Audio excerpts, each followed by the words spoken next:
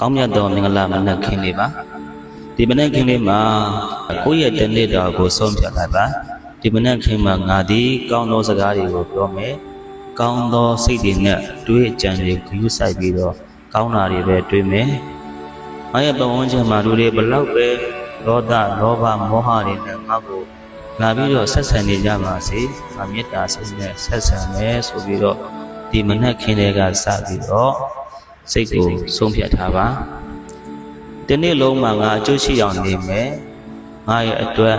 ငါရဲ့ပညာရေးငါရဲ့စိတ်ဘဝရေးငါဘဝအတွက်ကုသိုလ်ရာရေးကိုပဲငါအောင်စိုက်ပြီးတော့အတတ်နိုင်ဆုံးသီးခံစိတ်မွေးပြီးတော့ငါဖြတ်တတ်မယ်ဆိုပြီးတော့ကိုယ့်ရဲ့မနက်ခင်းကိုအကောင်းဆုံးသောဆုံးဖြတ်ချက်တွေအကောင်းဆုံးသောအတွေ့အကြုံနဲ့စတင်ပါဒါဆိုရင်ဒီတရက်လုံးကကောင်းသောနေ့မင်္ဂလာရှိသောနေ့ဖြစ်မှာပါမင်္ဂလာရှိခြင်းမင်္ဂလာမရှိခြင်းဆိုတာကအဲ့ဒီ